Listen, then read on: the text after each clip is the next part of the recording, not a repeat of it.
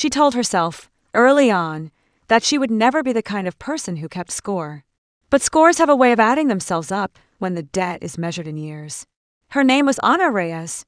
She grew up in a narrow apartment above a laundromat, the smell of detergent and hot metal a constant memory. Her father, Mauricio, worked 2 jobs, the kind of man everyone in the neighborhood trusted with a spare key and a secret. People brought him small favors and bigger confessions. He had a laugh that made people open up, and a handshake that made them feel seen. When Ana was 19, she left for college on a scholarship and a promise. Mauricio kissed her forehead at the bus station and pressed an envelope into her hand. For school, he said. It smelled faintly of tobacco and cinnamon. Inside, a messy stack of receipts, an IOU from a landlord, and a faded check for tuition, for 1 semester only. I'll get the rest, he promised. He always promised. She believed him. She sent him photos of graduation gowns and late-night ramen, and 2 years later, a message that simply said, I got an internship. A month after that message, the internship recruiter called her father, confused and angry. Money she'd wired home for rent and books had been returned by the bank as insufficient funds. He swore he never touched it. She believed him. Promises and paper trails don't always line up, though. A few years after college, Ana started a small consulting business from her laptop. Steady, careful, built on credibility. She bought her first apartment. She called Mauricio on Sundays and asked about neighbors, about small things, letting the big memory, the missing tuition, the months of eviction notices that came from her silence, sit like an old bruise. Then came the call that changed everything. Mauricio collapsed at work. The doctor said heart attack. No savings, no insurance. The hospital was pushing bills like vultures. Ana sold her car to cover the immediate costs. She found herself at his bedside watching a man who had taught her how to sharpen a pencil with one hand and whistle with the other, reduced to shivering under thin sheets. She felt, for a moment, relieved she had been able to help. Relief curdled into something colder when, in the folder of paperwork she'd shoved into her tote bag, she found something he'd left unlocked. A ledger, the kind of old-school book accountants used before apps. At first she scanned it for the hospital invoice numbers, the names of suppliers, anything to get him out of debt.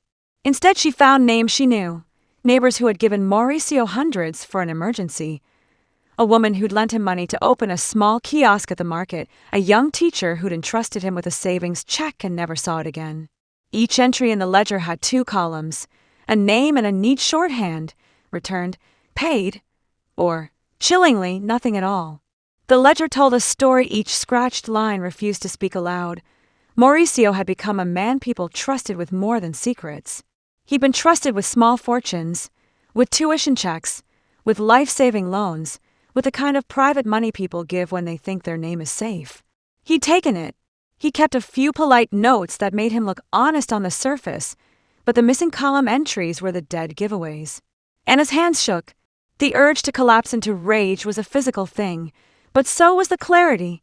If she confronted him now, with a needlepoint of accusation and no evidence beyond a ledger, he would charm her, play the injured old father, and the neighborhood would take his side. If she accused him publicly, he'd deny. So she did the one thing that felt most like justice without blood. She collected. Over 6 months, Ana became a different kind of quiet. She perfected the art of small surveillance. She sat in the corner of volunteer meetings at the church, where Mauricio sometimes helped with collections. She attended the PTA meetings at the local school and struck up casual friendships with the people whose names were in the ledger. She rebuilt the stories around their missing money and uncovered dates and details, receipts, bank transfer confirmations, the exact wording on a promissory note. Some of it came freely once the right questions were asked. Most of it took coaxing, and occasionally, the offer of scanning a yellowed piece of paper into a PDF for someone whose computer skills were rusty. Meanwhile, she kept Mauricio alive. The hospital bills were real and pressing. She paid what she could and found herself resentful in ways she didn't understand. Each act of kindness toward him became a ledger entry of its own in her head. She taped the accounts and the accusations together like a seamstress piecing a quilt. She didn't tell anyone what she was doing. Revenge, she realized, required patience, and the most lethal revenge is the kind that looks like ordinary life. The plan was a slow, surgical thing. She would build a public case, so solid no one could charm it away. Not just an accusation, but a narrative with receipts, bank transfers, canceled checks, recorded testimony, a timeline that placed Mauricio at the center of a small constellation of betrayals. When the truth came, she wanted it to arrive like a verdict, not a rumor. Step 1 was evidence. She persuaded a woman named Rosa, the kiosk owner whose startup money had evaporated, to let Ana help reconstruct her payments.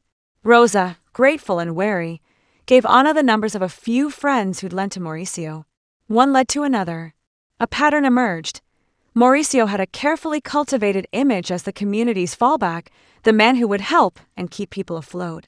In reality, he pocketed what he could, charmed the rest, and when repayment came due, he invented emergencies or simply moved the money into other people's pockets. Step 2 was leverage. Ana set up meetings, as if she were an investigative journalist doing a profile about community resilience, the perfect neutral cover.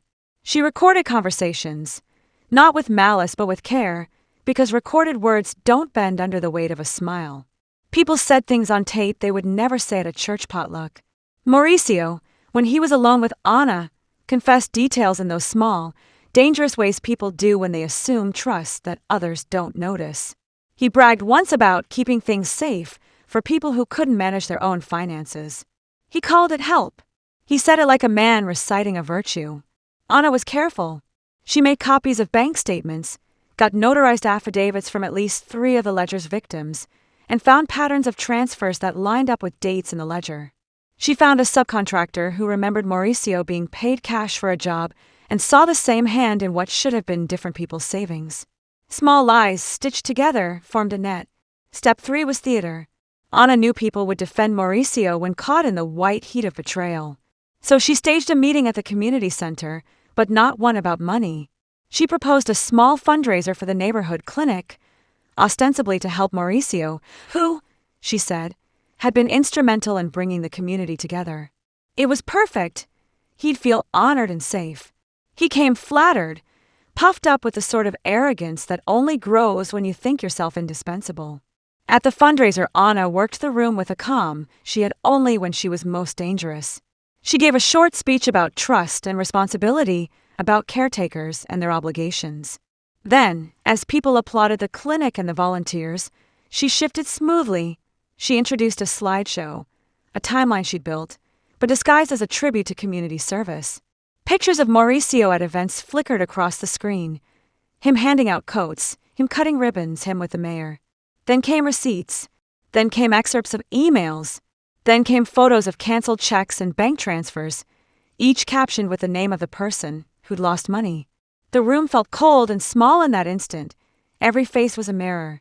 Mauricio at first smiled, waves of recognition softening his scowl. He mouthed something to the woman beside him. Then he saw the ledger pages, scanned, magnified, annotated, and the smile left him like ice. Someone in the back whispered his name. Someone else began to talk, then directly, like a pressure valve opening, the people he'd wronged stood and told their stories. Each account was a small shard, and together they formed something that could not be smoothed over by charm. Ana let them speak. She recorded everything. She let the room do what the law might not do quickly enough. It named him. After the meeting, Mauricio retreated to the hallway. He approached Ana with the same steady, practiced remorse he'd used his whole life, the man who apologized in ways that made you do the healing for him. "Baby," he said, using the diminutive he'd given her in childhood. "I can fix this. I'll sell the shop. You took months of my life," she said quietly. "You took other people's months too. I kept your life while you took theirs." He reached out, and for an instant she considered taking his hand.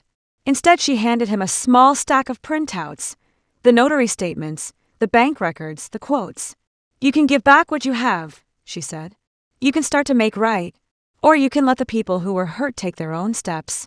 What happened next was the kind of thing that ruins simple narratives. The police did their paperwork.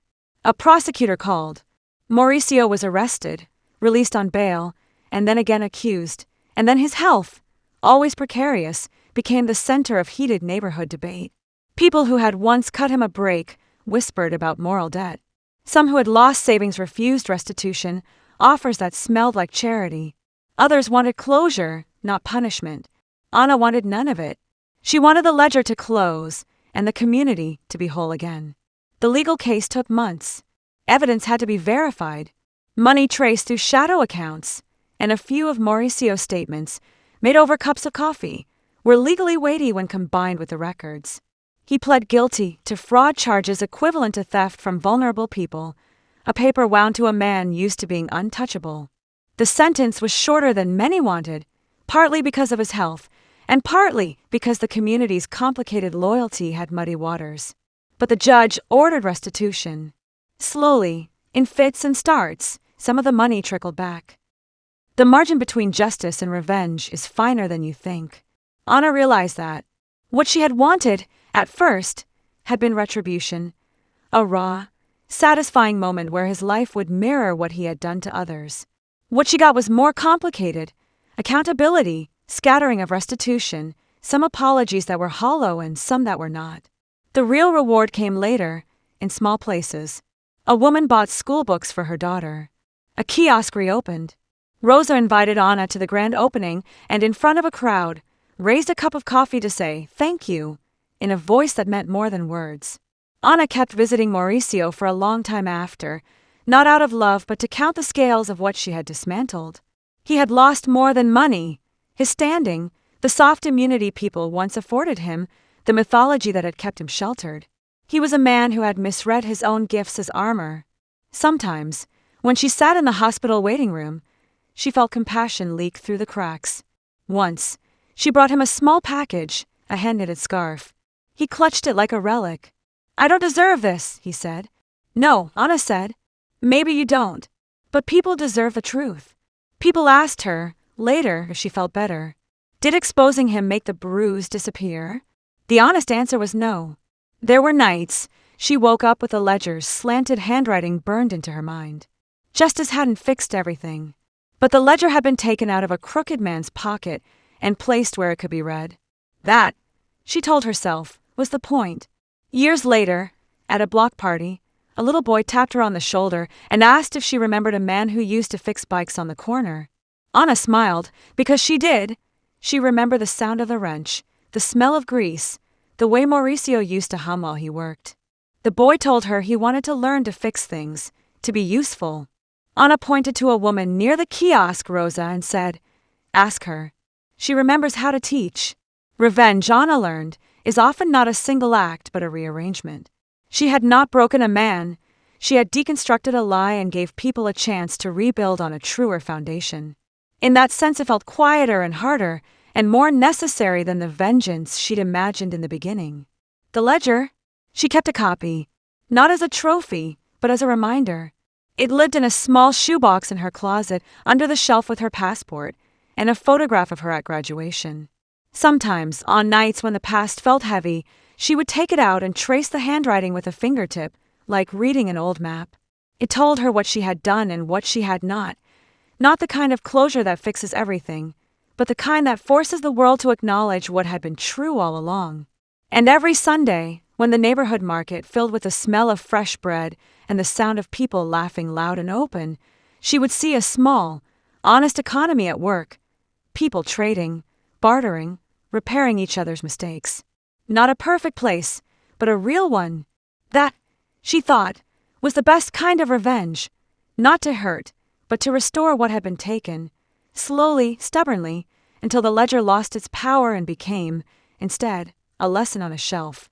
Please like, subscribe, and turn on the bell notification for more interesting stories. Don't forget to share this video with your loved ones and friends. Thank you.